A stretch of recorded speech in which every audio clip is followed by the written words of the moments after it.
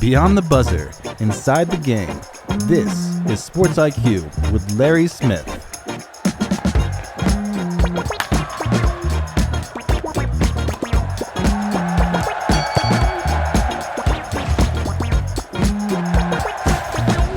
It is the Sports IQ. Glad you're here on a Thursday. Lots to talk about here. Larry Smith. We've got it coming up. We're going to talk Olympics, little Olympic hockey. The USA women going for the gold, the USA men in the semifinals. We'll talk about that and the thriller as well on Wednesday in the quarterfinals. Overtime, USA and Canada, both in separate games going OT. It was great theater over in Italy. This is why we watch. So that's coming up. So we'll talk with Austin Nivison of CBS Sports, get our ice fix, if you will. And then later on in the hour, producer Tony catching up with our friend Danny Sheridan, the college football analyst. And, we haven't discussed a lot of college football right now just because, again, the Indiana, the championship, we spent a lot of time, obviously, with the portal and the coaching carousel that was nuts. Let's get Danny's thoughts here. He's always it's so entertaining to talk with our friend Danny, a good friend of ours for so many years from way back in our CNN days. He and Tony, very, very good friends. And so they'll have that conversation here in a couple of minutes. We start with college basketball today and some tough news off the court for Texas Tech. A day after star forward, the All-American JT Toppin left the Red Raiders, upset loss to Arizona State. They announced that Toppin suffered a torn ACL in his right knee and will miss the rest of the season. Toppin, again, he's an All-American, second Big 12 star to have a season curtailed by a knee injury in the last week. BYU veteran sharpshooter Richie Saunders went down, tearing his ACL on Saturday. Well, what does this mean to the Red Raiders? Well, he's not just their leading scorer at almost 22 points a game. He also leads in rebounds, almost 11 boards a game, and leads in blocked shots, 1.7 rejections a game. And so it's tough, not just for Toppin, really love his game. One of my favorite players in college. Really hate this as well for the Texas Tech program. They move on now without him. Wasn't a great night on the court for the UConn Huskies. Hosting a 13-13 Creighton team. Should have been an easy night for Dan Hurley's guys. Not so much. Josh Dick scoring 13 of his 21 points in the second half. Nick Graves added 18. Creighton knocking off number 5 UConn 91-84 at UConn to spoil former Husky star Emeka Okafor's number retirement. He was a star of that 2004 national championship team. How about Creighton coach Greg McDermott?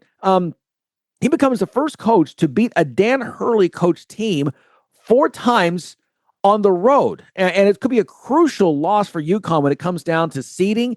UConn would like to think, and I believe they are, in the hunt for a number 1 seed overall. But this is the kind of loss that can separate you and take you off that top line when you have other teams maybe don't have a bad loss.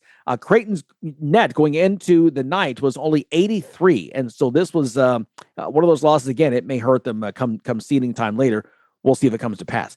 Best game of the night was in Tuscaloosa. Arkansas freshman Darius Acuff Jr. scoring 49 points. Another freshman across the country with a 40-point game. That's the second most, by the way, in college basketball this season. He played all 50 minutes, but Alabama managed to get the win over the Razorbacks in 2 OTs, 115-113. The Hogs coming into the game shorthanded due to injuries and illness, only using 7 players. But 4 fouled out in the first frame of overtime. John Calipari then had to use 2 players that had combined to play only 35 minutes all season in the second OT. Anthony Delorso scored a season-high 22 points after coming off the bench. Even Karchenkov scored 18. Number 4, Arizona, meanwhile, bounced back from its first 2 losses of the season by beating number 23, BYU, 75-68. Andrej Stojakovic scored 22 points to lead 7 players in double figures. 10th-ranked Illinois routing USC 101-65. The Illini have now won 14 of the last 16 games. How bad was it for the Trojans? Well, Illinois fans living in L.A.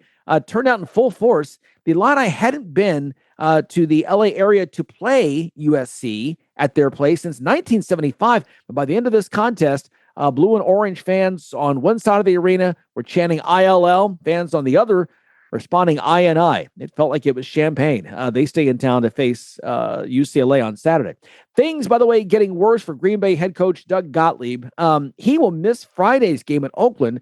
serving a one-game suspension for his post-game comments after the Phoenix's loss at Milwaukee. The Horizon League announcing it suspended Gottlieb for a violation of the league's operating regulations after he went viral with a rant about the officiating after a loss on Sunday. Slammed his fist on a table during an expletive-filled tirade in which he demanded an explanation for a technical foul he received in the loss, 75-72 setback. Gottlieb called upon the Horizon League to explain the disparity in officiating and clarify why he received the technical for arguing a call that he felt unjustly favored Milwaukee.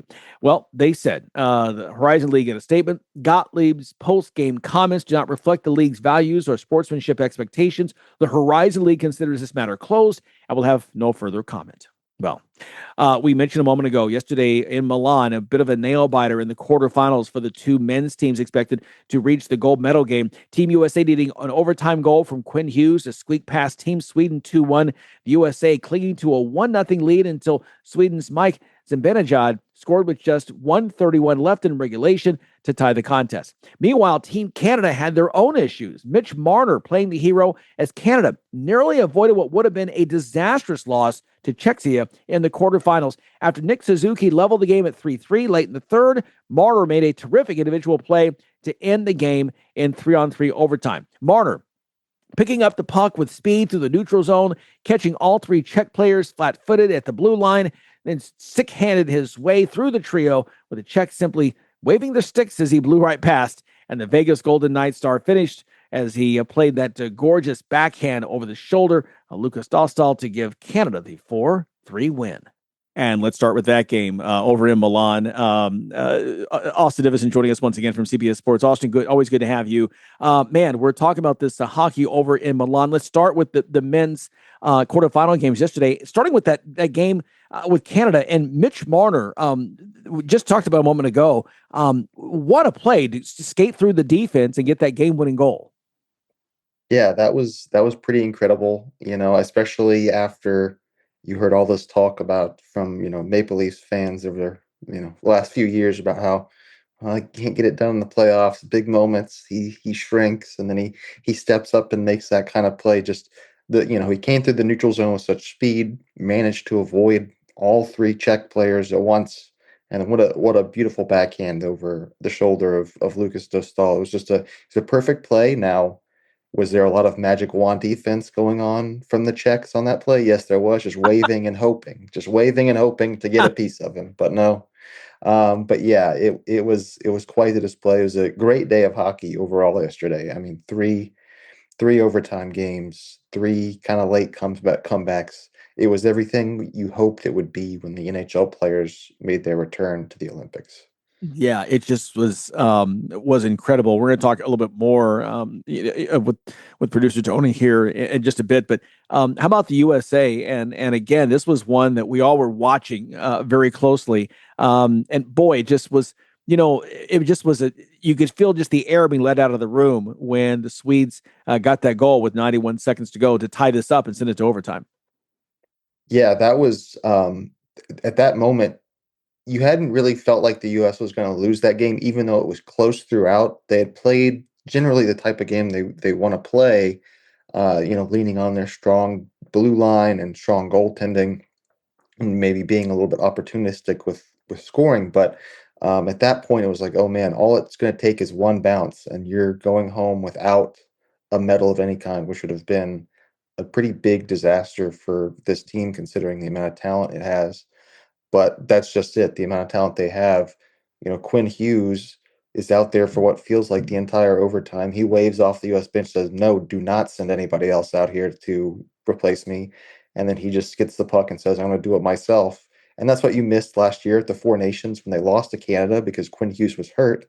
Now you have him on your team, and it's nice to have him in red, white, and blue. I will admit, he's a fun player to watch, and he can make big plays like that in big moments.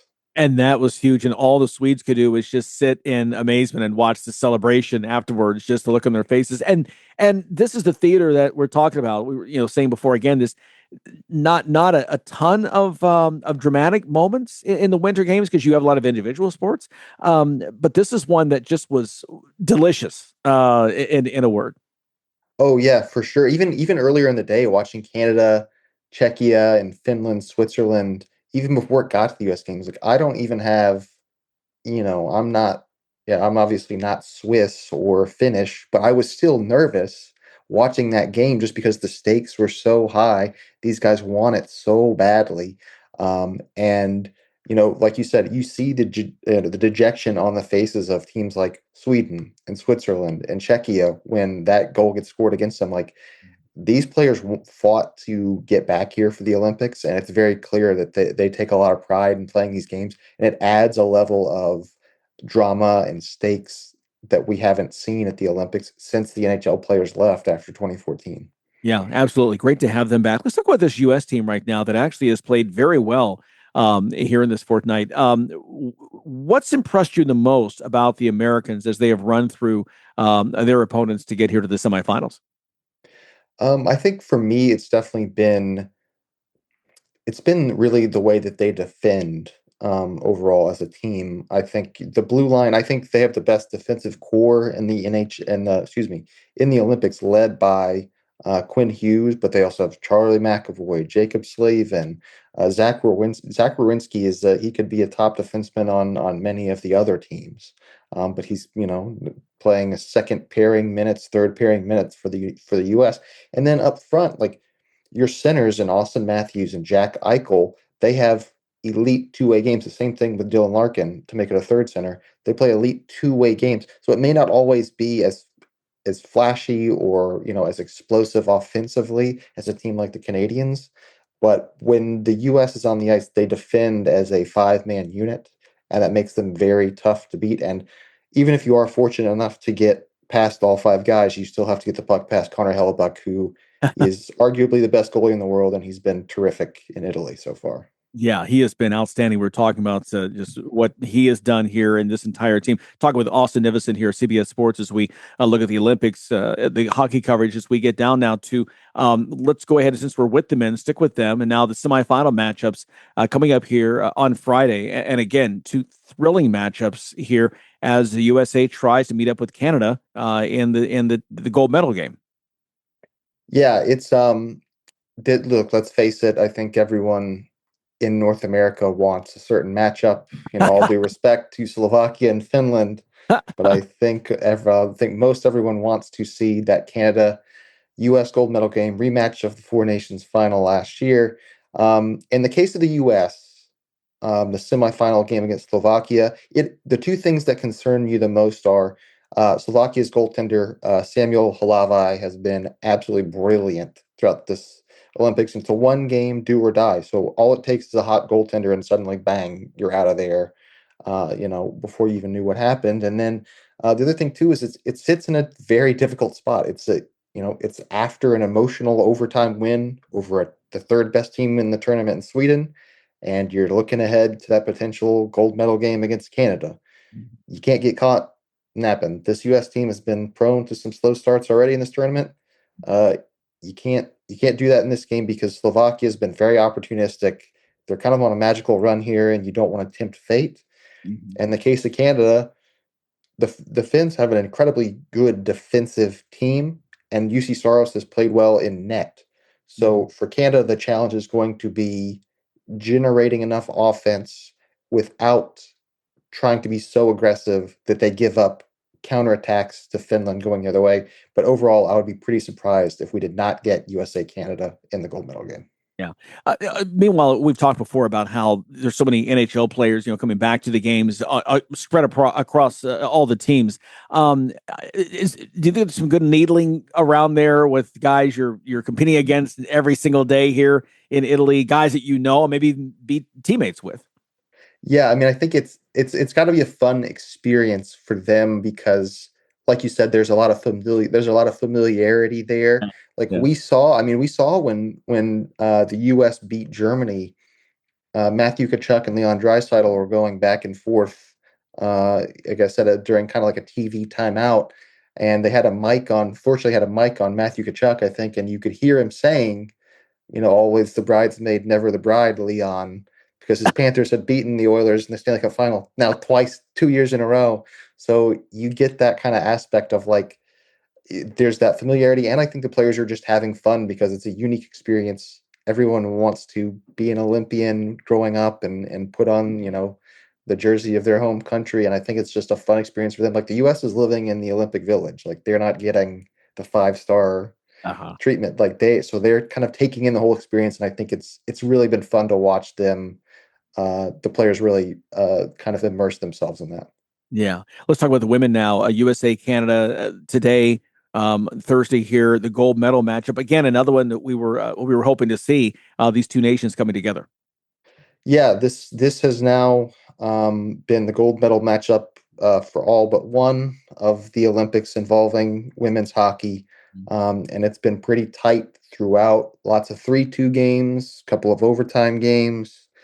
So maybe this one produces a similar result. Although when I look at this U.S. women's hockey team, they've outscored opponents 31-1 at the Right. Olympics. They haven't given up a goal since the second period of their first game, and that includes a preliminary round thumping of Canada, 5-0.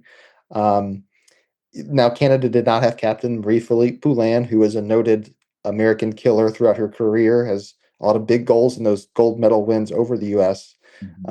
But this American team seems different. They opted for a little bit more youth, a little bit more speed.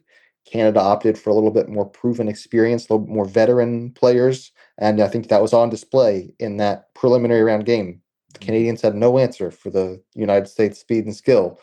And, it'll be interesting to see if the Americans can replicate that effort and kind of overwhelm them again in this one. And then obviously there's Captain Hillary Knight of the U.S. Got to shout her out. Her last Olympic game ever. American hockey legend, full stop. If she gets one goal, she breaks the record for points, for Olympic points and Olympic goals in U.S. women's hockey. So Wow. I think, she can add that last really big emphatic bullet point to her Hall of Fame resume today. Yeah. Just exciting stuff. They're right there. The Americans, is that who you're picking, the U.S. to win this match? Yes. Based on what we've seen so far, no one's come close to touching them. Yeah. It's been exciting to watch them. Hey, always excited to talk to you, my friend, and to get some insights as we get ready to watch these final few games of hockey here as they wrap up the Olympics here this weekend. Congrats on all of your success as well, and all the great work that you do year day in, day out for CBS. And hopefully we can talk to you again here about NHL once we kind of get back to playing and get back into resuming the quest for the Stanley Cup. Absolutely. I look forward to it. Thank you. All right, Austin. Thanks so much. Austin Nivison, CBS Sports, breaking down the Olympic coverage for us, USA, Canada, in the women's gold medal game later today. And, of course, both those countries in the semifinals in the men's. Stay with us. More Sports IQ up next. How is your car payment treating you? What if I told you you could make a free phone call right now and reduce your car payment by as much as $83 a month? Look at your car payment closely. You could be paying as high as 20% interest. Rate Genius can help you reduce your car payments by reducing your interest rate to as low as 2.48% APR. We can refinance most existing car loans or leased cars, new or used, and save you money every month. Put more money back in your pocket. The call is free to find out how low we can lower your car payment. 5 minutes of your time right now could save you hundreds of dollars a year. Call Rate Genius now. 800-425-1161. 800-425-1161. 800-425-1161. That's 800-425-1161. Not all applicants qualify for a loan or rate savings. Actual offer terms, including APR, are determined at the time of your application based on creditworthiness, value of the vehicle, loan term, and other factors. Packages start at $29.99 a month with signed agreement. Restrictions apply. Speak to a representative for complete offer details. See Vivint.com for license details. Terms and conditions apply. Homeowners, if you're looking for the best in home security and smart home technology at a price you can actually afford, we have great news. Now you can get Vivint's award-winning home security systems starting at about $1 a day. U.S. News and World Report has recognized Vivint as the best professionally installed home security system of 2022. And right now, you can get Vivint's home security technology for about $1 a day. Plus, get free professional installation from a licensed technician. Protect your home and loved ones for as low as $1 a day. Call right now for your free home security consultation. 800-613-8053. 800-613-8053. 800-613-8053. That's 800-613-8053. You're listening to Sports IQ with Larry Smith. Just a quick reminder to be sure to find us if you have missed any episodes. We're on Spotify, we're on Apple, anywhere you find your podcast. We're also on YouTube, and that's where you can find all of our moments of awe.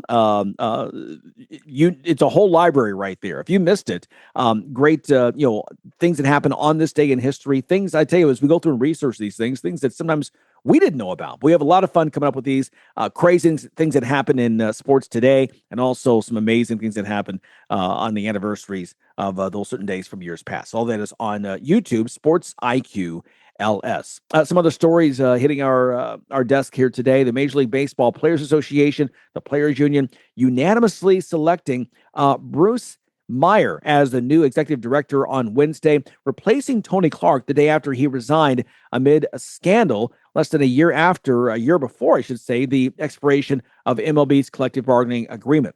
Meyer, previously the union's deputy executive director, ascends to the top spot on an interim basis at a crucial moment for the Major League Baseball Players Association, with owners pushing for a salary cap and prepared to lock out the players on December 1 when the current CBA expires. Should they not reach a new deal, players are bracing for an extended work stoppage as they attempt to stave off the league's efforts. And again, this is what we called for. We talked about, again, the timing could not be worse with Clark's ouster, with the investigation, all the things happening with him off the field of play, if you will. But this is the best move really for the union to try to keep that momentum going in a crucial time, as again, they're coming up on this CBA stopping here in really just about 9 months. So we'll stay tuned watching that. Story, meanwhile, from the NBA, Cooper Flagg, the outstanding rookie, number 1 overall draft pick last summer by the Dallas Mavericks. The debut jersey that he wore in the first half of his first Mavericks game back at the beginning of the season just sold at auction for $1 million. It set a record, $1 million. He didn't even play it the whole game. But Cooper Flagg, we think that's probably, in terms of memorabilia, just the latest of many things that will be auctioned off for just a crazy amount of money involving him. Cooper Flagg off to a great start with his career, and the Mavericks hoping that he will lead them one day to a championship. Sad news out of the NFL, meanwhile. Mike Wagner, the star defensive back who was a part of 4 Super Bowl championships for the Pittsburgh Steelers, has passed away. Wagner was age 76. Stay with us. We've got more. We talk college football. Producer Tony catches up with the great Danny Sheridan up next. Everything is expensive right now. Gas, food, you name it. You're spending more, you are making the same or less money. So, what do? You rack up credit card debt. That's what you do. It's not your fault. It's the economy. And guess what? If you rack up too much credit card debt like some of us, you can't pay your bills. Then the credit card companies, as nice as they are, start hounding you for money. Then you start your downward spiral. A smart thing for you to do is to call the Zero Debt. They can help you consolidate all your credit card bills into one affordable payment. Millions of people have done it. It works to make you debt-free. Make this free call right now. It costs you nothing to learn more. 800-507-7293. 800-507-7293. 800-507-7293. That's 800-507-7293. You're locked in to Sports IQ with Larry Smith. Glad you're still with us here on this 19th of February. Producer Tony is with our next guest. Well, thanks so much, Larry. And, as always, we've had our next guest on a number of times. He's a friend longer than either of us care to count in years, because way, way too many years. Danny Sheridan, odds maker extraordinary, great analyst, Mr. College Football. He's been writing about college football for, Danny, I'm going to say at least 30 years, right? That would be correct.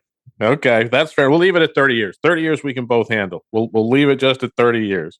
Danny, It was such a crazy year in college football, especially from the coach ranks. We started firing coaches in week 3 of the season and kept right on through the rest of the regular season, and we've had like this coaching carousel all year long. It's all settled down now. Everybody has a coach. Everybody's ready to go.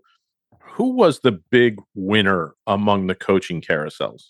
Well, first, let me add, when we spoke in early September or mid-September, we made the comment that by firing the coach, unprecedented coach, the second or third week, it would open the floodgates. You didn't have to be a rocket scientist to know that, but now the ADs are thinking, man, this is great. So they started firing people right and left. But the answer to your question, and as usual, it's a tough one.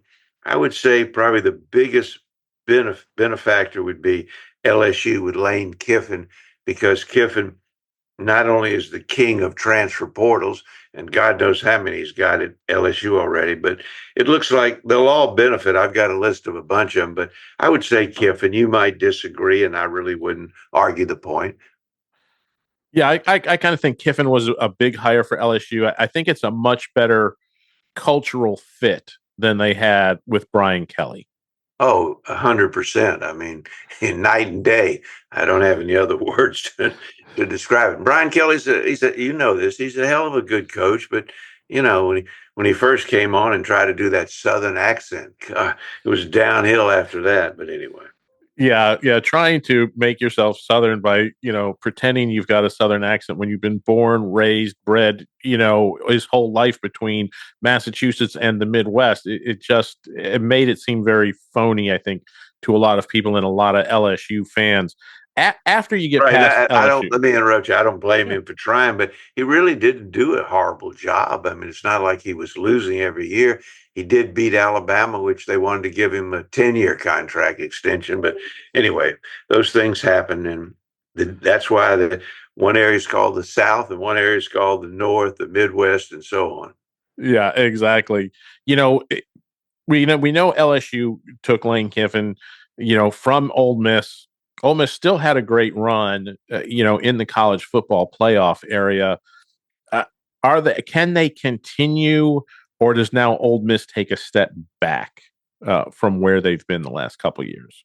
I would say they'll probably be close to the same, and as long as Shambliss, the quarterback, is healthy, that's a big plus, as you know. And they've got, I don't know the whole team. I haven't really looked at the roster, but yeah, I would be surprised if Ole Miss is not in the playoffs this season, and you probably would be too. Yeah, I think they still have a chance. Or were you surprised at Florida the last 10 years? It seemed like Florida had made the leap to perennial contender. They went from Spurrier.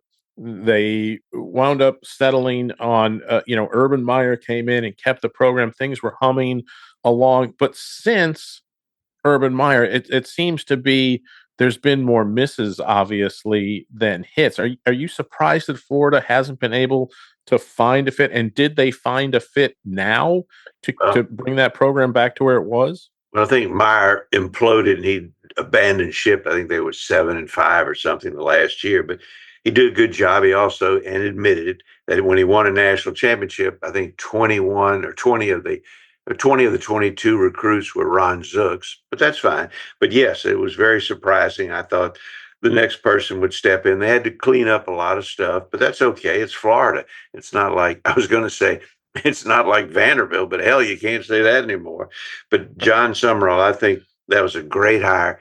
If you can win at Troy like he did, and then he won at Tulane, we're not talking about won a few games, we're talking about conference championship, and the same at Troy.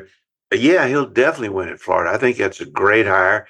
And as you know, and everybody else, the only reason why it was held up is because Florida, I guess, thought that Lane Kiffin was going to Florida. No chance in hell that was going to happen. But that's okay. I mean, Kiffin was in a great position and he took the advantage of it. And it's like you said, it's a wild year in college football last year, only topped off by Lane Kiffin. I never thought I'd see something like that, like a bidding war right in the middle of the season, and your team's going to the playoffs, and you want to coach them, and they're not going to let you coach them. It was unbelievable. It's what college makes it exciting. Yeah, it's what keeps everybody on their toes. I mean, because like you said, nobody expected there to be bidding wars for coaches in that part of the year while you're coming down the stretch. You're trying to get ready for the college football playoff. You've got a shot when all of this was happening to be in the SEC title game, which didn't work out for Ole Miss. But it's just an odd situation. And do you think, looking at somebody like a James Franklin who went from Penn State, he went from Vanderbilt, which was not a great job classification. You don't consider Vandy one of the perennial players in college football. He didn't then, but he won at Vanderbilt. Yeah, he managed to win, so he upped to Penn State. Now he's coming back down the ladder at Virginia Tech. Can he bring Virginia Tech back to what it was? Well, before I comment on that, I want to talk about Ole Miss. Ole Miss, yeah, they lost in the playoffs. Who they lose to? Barely, to Miami with 8 seconds to go when Bennett, I think the quarterback ran 5 yards or 6 yards in the closing 10 seconds. So I give Ole Miss a lot of credit. They were well coached. And again, they got a great quarterback. Answer to your question is, I'll be shocked if Franklin doesn't have Virginia Tech as a power school in the playoffs within a couple of years. He's a hell of a coach. You could say what you want. Okay, he didn't beat Ohio State. Hell, I think he won, 10 games a year, some ungodly amount. And it's no disgrace not beating the old Nick Saban Alabama or the current Ohio State. So, yeah, Tony, I think it's a sensational hire. And like Franklin said, I'm not leaving. I'm not leaving college football. And I can't speak for Penn State. And they certainly hired a really good coach in Matt Campbell. He won at Iowa State. He won at Toledo, which was really impressive. And I think he was something like Big 12 Coach of the Year. So Campbell's a great coach. I can't compare him to, he's a better fit than Franklin. Franklin did a hell of a job, earned his money, a lot of it. And it's crazy. It's like, hey, when Ohio State won the national championship, they put a stake in Franklin's heart. I'm talking about the decision makers. Hey, if they can do it, we can do it. And now with Miami, more so Indiana, hell, everybody's saying, look what Indiana, listen. So it's a great position to be in if you're an agent and a coach, because you're going to get a lot of money. And if they fire you, you're going to get even more. But anyway. Right. You're going to get paid either way. Does it make it harder for some of these coaches now? Because you are going to have ADs, fan bases. And look, we know that the power behind the AD has always been booster clubs and boosters for these college football programs, right? These programs are going to look around and go, Indiana was the worst. They were the worst in college football history. They just won a national title. You don't get 4 years anymore, coach. You don't get 5 years. I don't want to hear about a 5-year program. What's your 2-year program to get us where we need to be? Is that how it's going to play out for a lot of these It'll coaches play at the out, big schools? but what's so great about it, Tony, is the coach says fine. He'll say fine if they tell him 6 months, and he gets a whopping contract. And if it doesn't happen and he's fired, I mean, hell, he laughs off into the, take DeBoer, and DeBoer didn't have a gun to his head except to win games, except he's coming after Saban, which is brutal. But take DeBoer, like I've told people, I said, I feel so sorry for him if he gets fired. I said, wait a minute. He gets between $60 and $80 million if he gets fired. Now, if you had offered me that when we did our CNN show, I would have done something to get fired on the spot. Anyway, but yeah, it'll put pressure. But hell, Tony, these coaches love it. And I don't buy the pressure when you're getting all that money. It'll be pressure to win. And look at the other side. If you don't win, you're going to get so much money. So it's a great time to be an agent for a coach and to be a coach. And these athletic directors, understandably, are scared they'll be fired. Hey, look what like you brought up, look what Indiana did. So they're going to spend money they're going to spend money that you can't even imagine. If you talk about $100 million contract, they'll outbid. I really believe college coaches, some might right now, are going to make more than NFL coaches. And Harbaugh is making $20 million a year at the Giants. They may not make that, but hell, I think Kirby Smart, and Saban's not coaching, but you tell me, I think Kirby was the highest paid coach at about 11 or 12 or maybe $13 million a year now. Is that about right? Yeah, that's in the ballpark. Yeah, is up there. It's unbelievable. Hell, even I was going to say Lincoln Riley. He's done okay. He's the 4th highest paid coach in the country. Of course, you can't fire him because of that whopping buyout. and the same with Mike Norvell at Florida State. So it's a great position to be in with a coach. Anybody feels sorry for a coach and their agent, I got to have a chat with you. Anyway. Yeah, absolutely. I wish So the I other, could come back as one of these coaches. And look, these are great coaches. There's a lot of sensational coaches out there. Summerall could be another one. Golich at Auburn could be one. There's just many of them. I'm off the chart now, but and if we'll talk about them, but like Michigan State, someone asked me about Pat Fitzgerald. I went, hell, yeah, I never heard of Northwestern. When we did our CNN show, we used to make fun of him. He was there 17 years. He turned him around. What the heck is he going to do at Michigan State? I think he's going to do really well. And I can say the same about Kyle Whittingham at Michigan. And by the way, that was definitely a done deal. They're just waiting to see, in my humble opinion, if DeBoer was going to leave for Penn State or Michigan. Of course, he said, no, there's no way I'd do that. He'd have done that in a second. I don't need this Alabama harassment. But so all of a sudden, Whittingham is there. God, Tony's there 20-something years.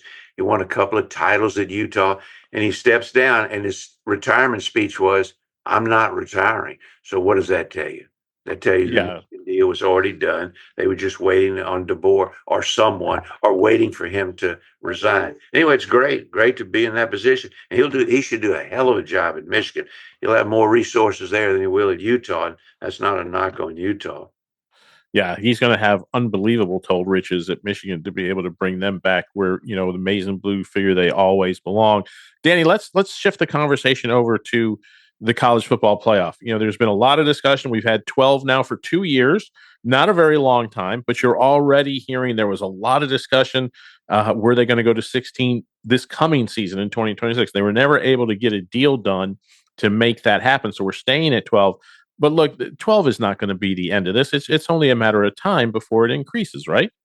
100%. I would think, not because of the student athletes, but because of the money. God, the ticket sales, the sponsorship, and then the TV money will be frightening. And you're right.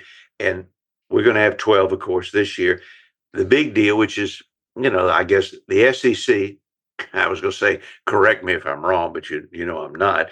The SEC and the Big Ten, besides being the two power conferences, they're telling everybody else what to do. It's like the SEC, as you pointed out when we were talking earlier, they want a 16-team format. They'll go to 16 teams.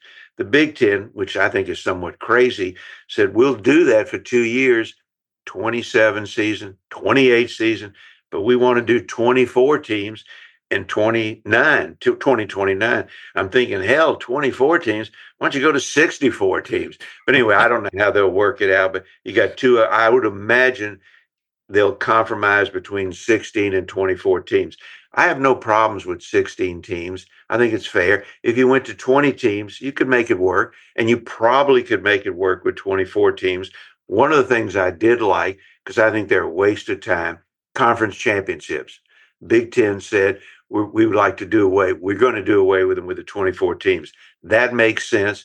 Start the playoffs mid-December. That makes sense. Don't have the damn college season going to February. I think this year the final game, Tony, is like third week in January, which is insanity. And they talk about a grind on these kids. But yeah, something, again, it's the SEC, the Big Ten. Doesn't matter what you or me or anyone or the media thinks, because they're going to do what the hell they want to do. I don't know. What are your thoughts? Don't you think? I think 16 teams would work. I think 16 teams is the optimum number. I think after that, you really start, lessening the impact of the regular season. The impact of college football, the regular season, is different than the college basketball regular season, right? We know 64 teams, but there's so many more teams that play college basketball. They give so many more bursts to these little guys that allow them to get in and play their game. But in college football, big time college football, those 12 games have to have a little more meaning. Otherwise, I think you're going to wind up seeing less ticket sales. You're going to wind up seeing less TV interest. If they know everybody's going to make it, look, I'll come talk to you in November. I got other things to do if this is what it's going to be. But I think it's so important to keep it at a level that makes the regular season just as important as it's always been. I agree. That's a great point. And 12, we know works. You could argue 16 because some teams are left out. And if they go to, say, 24, which I'm like you, that's way too many. I love dropping the conference championship games. They play it for one reason only, money, and it's a lot of money. Get rid of that. It's ridiculous. These kids will be playing more games than an NFL team that makes the playoffs.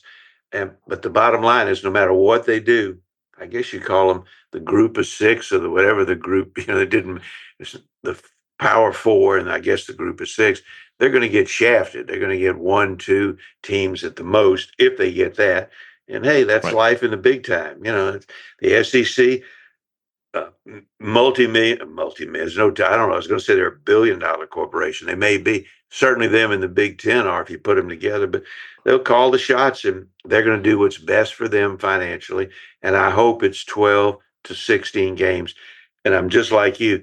If I know there's 24 teams out there and I'm going to be one of them, I'm not going to bust my butt in November to play hard against my rival. It just doesn't matter. I want to be healthy for the playoffs. Just like when you enter the NCAA basketball tournament. I don't care what I do in my conference title, SEC. So what if I don't win? Just win 6 games and get in the dance. And that's what college football hopefully will be at 12 to 16 teams. And I'll tell you, I don't see them going higher than 16, but that would just be what you said. And I'm being redundant. That would be insanity because of it would, in November, we get all excited about, hey, Ohio State's going to play Michigan. That excitement's not going to be there. I don't care what anybody says.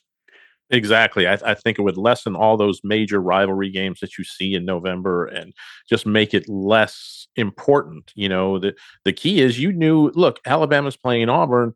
That was a huge game for Alabama. They couldn't afford to lose. Let's face it, if they lose to Auburn, they don't make the playoff. You agree? That is correct. And the big thing was, hey, 9-3, we're not going to let you in at 9-3. They let Alabama in because of that stupid conference championship title game, which, again, what does it mean? Just, Alabama and Georgia are good and Texas or whomever. But the bottom line is now we're talking, if we were to go to, I was going to say this is probably wrong, if we went to 24 teams, forget 9-3, you're looking at a lot of 8-4s. And maybe somebody's going to say, well, look at us. We're 7-5, but we played 10 teams in the top. Who knows where it's going to go? But I'm with you. 24 or 20 is way too many. And I'm okay with 12. And the most I would ever go to would be 16. But my salary check is not affected by them. Theirs is. Anyway. Exactly. Well, Danny Sheridan, thank you so much for joining us. Thanks for the great college football talk. We'll obviously be in touch as we count down now. The countdown is beginning. We're in February, so spring practice coming up, then summer practice, and soon enough, we will get back to another college football season. Tony, I can't wait. I hate it, but I can't wait to see all the Kiffin will be the king, but I can't wait to see all the transfer portals that we've had. The Duke quarterback going to Miami makes them a top 5 team, and you could go on. And it's going to be exciting. I have a real rough life. I'll get every team. I'll look at the transfer portal. Of course, I wouldn't have enough sense to know about Indiana. That was really a shocker, but that's another story. Yeah, I look forward to it. I don't think there's going to be an off season in college football, something the NFL always wanted to do. And it's good. It just goes on and on and on. Danny Sheridan, thank you so much. We appreciate the insight. As always, enjoy talking with you. Enjoy the little bit of downtime that we have right now, and we'll be in touch very soon to get you back on the program. Thank you. And before we know it, September will be here. Absolutely. We're going to take a quick time out here on the Sports IQ, but we will be right back with more. How would you like to get high-speed internet for your home for less than $2 a day? That's right. For about $50 a month, you'll get lightning fast internet. Are you paying less than $50 a month right now for your internet? Then call Whole Home Connect right now for blazing fast internet at $50 a month with no price increases, no hidden fees, no contracts, no upfront costs, no equipment fees. It's a great deal. And guess what? You can try it for 15 days. If you don't like it, you get your money back. But you're gonna love it, and you're gonna love the price. Internet for your home for $50 a month. That's less than $2 a day. Plus, no contracts, no upfront costs, no equipment fees, and our 15-day guarantee. Call now. 800-215-0341. 800-215-0341. 800-215-0341. That's 800-215-0341.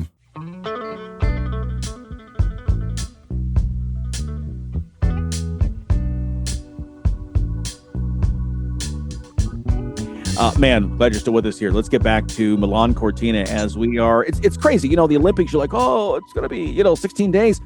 We're coming out to the end of that. Tonight, women's figure skating. I believe that's the kind of the news. I think usually the Thursday is the finale, but I got to check my schedule. And so I apologize if I'm wrong with that. Producer Tony joining now. And we want to talk about that matchup to get to the quarterfinal matchup between USA and Sweden in men's hockey. It's one thing that you don't have a lot of drama because there's so many individual sports, right? You don't have a lot of team sports going head to head. But this is one hockey. That's what I think really brings to this game. And it was one of our, if not the must-see moments of these games in terms of just the competition and the great theater between two really good hockey teams. Yeah, Team USA can't afford to look past anybody, obviously. And Sweden played a fabulous game. They were skating with the USA. Again, both rosters littered with NHL players, right? It's really like a big NHL reunion at these games for all of these countries, right? Some more than others. Okay, maybe Italy doesn't have quite so many players in the NHL, but there are maybe one or two playing for the Italians. But it was just great theater, and to have it go overtime, and you thought they're hanging on to this 1-0 game, and what a fabulous game by Connor Hellebuck in goal. He was just lights out. A couple of saves he made in the third period. Otherwise, they might be in real trouble. They might have lost that game and not be eligible for that gold medal that they had so hoped for. That would have really been stunning if they'd have lost that one. But give Hellebuck some real credit. He was just amazing. I don't know if that's how they're going to continue the rotation they've had throughout, or they're going to just ride Connor Hellebuck. I mean, Connor right now is probably the best goaltender in the world. So maybe it's one of those things where you say, okay, we're going to ride this guy out for a little while longer and see where it plays out. But it was just tremendous theater, and what a great shot on the winning goal for Quinn Hughes. Just that wrister lifted up over, and just, oh my goodness. And then Canada had to go the same way. Yeah. Canada goes overtime with Czechia for another spot. It's like, well, you guys are playing it a little, you're right on that razor edge, boys. It's a little tight here. Exactly. And you're right on the U.S. Game-winning goal right away. We were talking about just the great footwork in that to get around the defender, kind of stop in a dime, flip it up, and to put it right past him. It was fun for me to be on the day job in the newsroom, and they have all these people who really aren't hockey fans, who don't follow hockey, watching this, with rapt attention and immediately going to their computers to find out, okay, what are the rules of overtime of hockey? To see the engagement of it, I think that's what makes this. And by the way, I want to say hats off to NBC. We don't talk enough about, this, and we've lightly touched on it, the logistics behind covering and presenting an Olympic Games is monumental. It is a gargantuan effort, and yet they come through every year, and I think that it's just been fantastic all through these 2 weeks. Yeah, their coverage has been spectacular. And, we actually saw them. My wife and I, Linda, were watching part of the figure skating. Mm-hmm. And they did a special piece about the guy who has his own rig that he made, and he's on the ice with the skate. And I was like, oh my goodness. When we started, Larry, in TV, that would have been like, that's so far out of the box thinking, like the box didn't even exist when we were doing that, right? You had your cameras high up, and that was it. You might have one down along the glass line that you'd get some close-ups with, but nothing like they're able to do today. And just, they've really brought the games home really, really well. And the production has been top quality. The stories that they're telling, just tremendous. Yeah, those, and also I saw another piece that was done on NBC with the drone cameras that they use, and they were talking about how they even have several they use, and they even keep them cooled, even though it's in the ice and in the mountains, they still have to keep the batteries cool, keep the so they won't mess up on them. But and even that's been fantastic. I caught myself Sunday night watching some of the downhill races, and I was mesmerized. It was because of the camera work with use of the drones and technology. It's just is so cool. They've done a great job. Yeah, it's just been hats off for the whole 2 weeks. I'm sure they're going to finish up strong. And, I think everybody is just waiting to make sure that we can see that Canada-USA final game. That will be must-see TV. Hate to borrow that NBC phrase from years past, but that will definitely be must-see TV if it's Canada-USA for the gold medal. Really is. Canada-USA for the women's gold here on Thursday later on. And then, again, like you said, we've got both Canada and USA in the semifinals, opposite brackets, and those matches, games will hit the ice on Friday. Okay, our moment of awe is up next. Fans of big sports radio and sports spectacular podcasts have a new home on the Chief Sports Network. Find your favorite programs and content all in one place by downloading the Chief Sports app in your mobile device. Created in South Carolina, the Chief Sports Network is the home of an expanding network of live and podcast format programming.